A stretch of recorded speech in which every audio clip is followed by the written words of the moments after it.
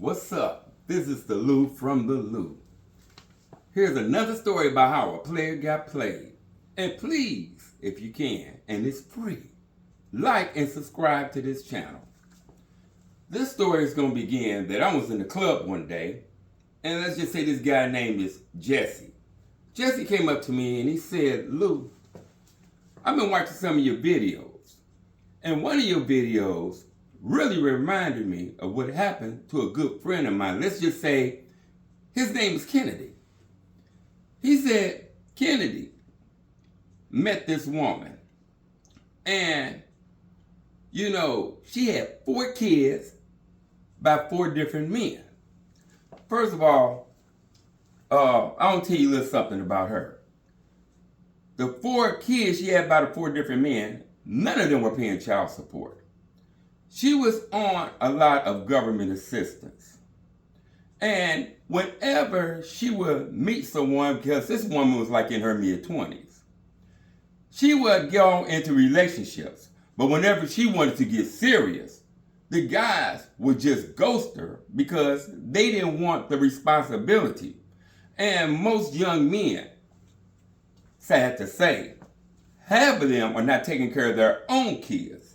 They're not ready to take care of someone else's. So she was in the supermarket one day, and so was Kennedy. They happened to meet. Kennedy took a real liking to this woman, but he was twice her age. So as they were dating and things got together in a couple of months, Kennedy rented out his house and moved in with her. Now, Kennedy said that he never met none of the kids' fathers except for one. And he said this dude was asking him for $5. Kennedy said, look, I'm going to tell you something, you deadbeat mother. If you don't get away from me, I'm taking care of your child. Now you want me to pay child support and adult support? You better get away from me, you deadbeat dad, before you get deadbeat down dead in front of your kids. So, to give you an idea that Kennedy was a hella provider. Now, for instance, this woman, her situation was that she had Section 8. But back in the 80s, if you had Section 8, you could get a real nice 3-bedroom house, but your rent would only be like $10 a month. And would you believe that some of the women were late with that? But now, present day, people that's on Section 8, majority of them are paying almost the mortgage or the rent it would cost as if they would have rented it or if they would have bought the house themselves. The only thing that they eliminated was that they don't have to pay first and last month rent if you're renting, or you don't have to come up with that 5% down payment if you're going to buy it. Well, Kennedy comes along. Not only is he providing the financial things she needed, it's like her kids don't want for anything. But what comes with that is that Kennedy, let's just say he wasn't really fly, he didn't have no swag.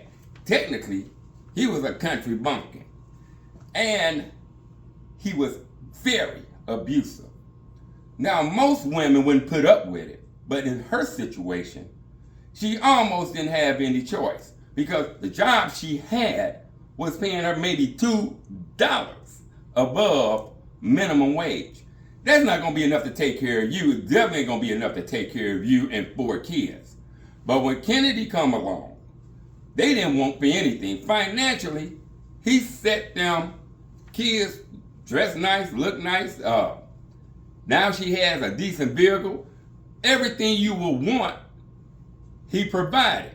But the one thing he came with is that his abusiveness was off the chain.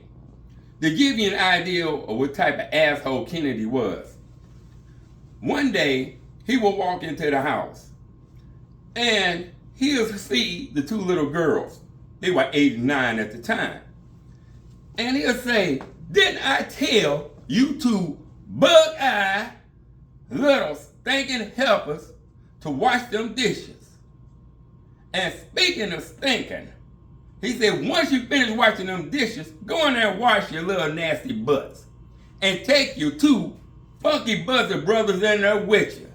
He said, y'all got this house smelling just like the St. Louis Metropolitan Sewer District. And he's just spraying air freshener all over. Like, wow, he said, I don't know I can stand it in here. And then one of the boys walked by and he went, pee, and sprayed him. Spraying him. He said, you hurry up, get in there. You smell worse than all three of them put together. You just a funky spider monkey. Get your ass in that tub now. And there'll be times that they could be out at a shopping somewhere. He might send his woman to go get an item.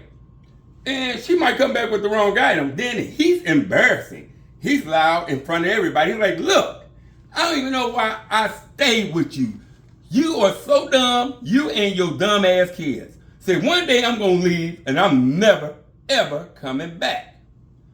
And one day, they was over and he was manhandling the boys and he was punching on them. And then Jesse said to him, man, why are you so tough with them? He said, it's going to make them tough. He said, man, you shouldn't treat them like that. And he said, it's times I hear that you be kind of smacking your woman around.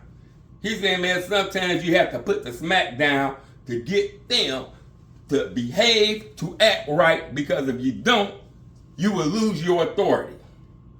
So Jesse said that as time went on, 10 years later now, it's still pretty much the same thing. He said he was over at Kennedy's house. And then Kennedy just ranting and raving like he normally do. And this time, he said something to the oldest boy. But this time, the oldest boy didn't back down. The oldest boy started bucking and started getting back with Kennedy. Kennedy stood up like they was getting ready to fight. Jesse said I got between them. He said, I talked to Kennedy. He said, look, man, let's leave. Let's go down here to the corner bar. And let's talk, man. Let's have a drink. Jesse said he seen something in the oldest boy's eyes that he never seen before. He said it gave him chills. He said while they were sitting down having a drink, he told Kenny, he said, look, man. He said, have you noticed? Those are not little boys no more. Those are grown men. You can't be acting, talking, being physically abusive, verbally abusive. Kennedy said, look, they know I ain't no punk. They know not to bother me. They bother me, they know what's going to happen. So he said they finished up their drinks. Jesse said he dropped Kennedy off. And he knows a week went by, he haven't heard from Kennedy.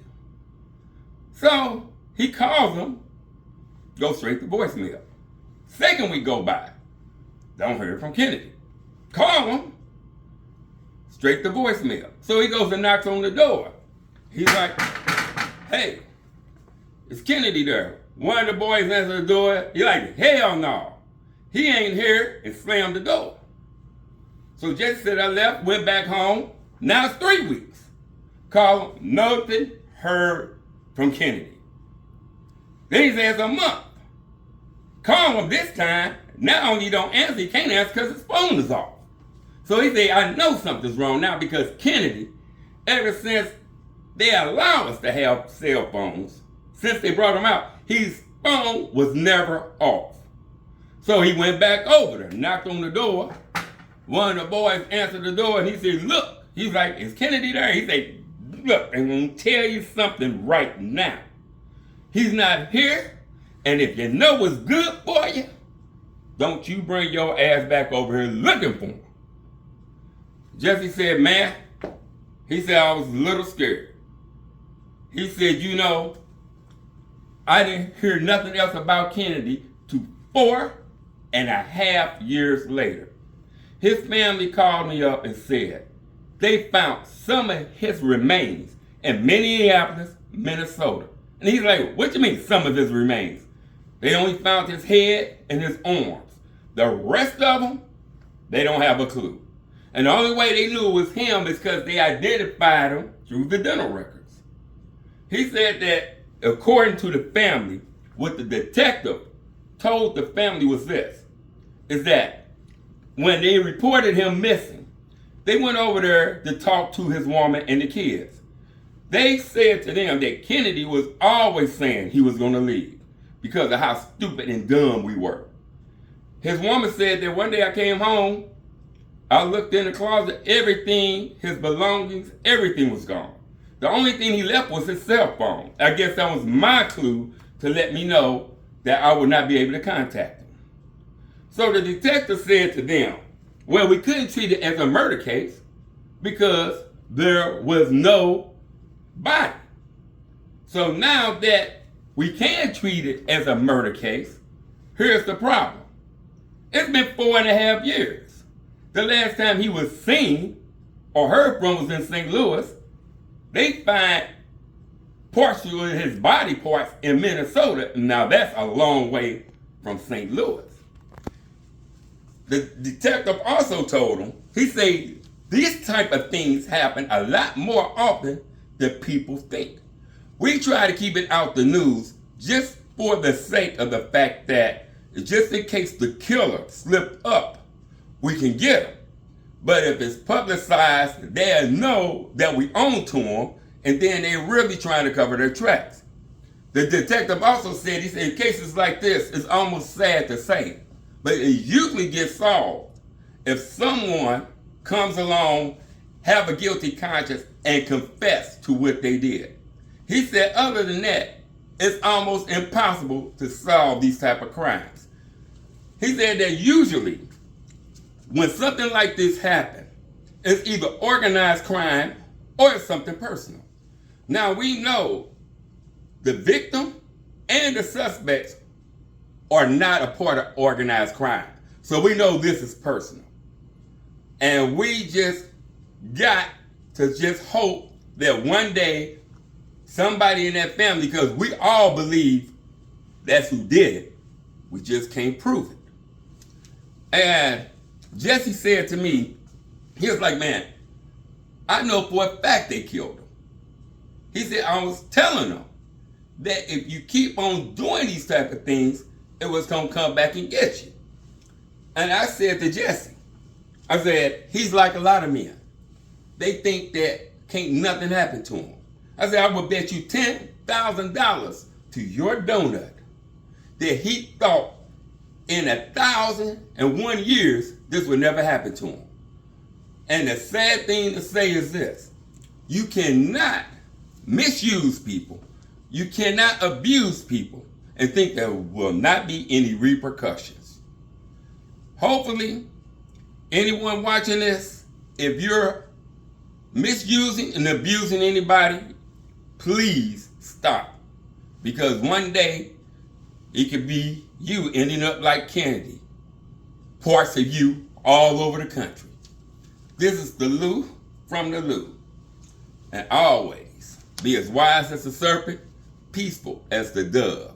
Keep your eyes and your ears open and your mouth shut, and you just might live a nice, long, happy life. Thank you for watching. Please subscribe, and good night.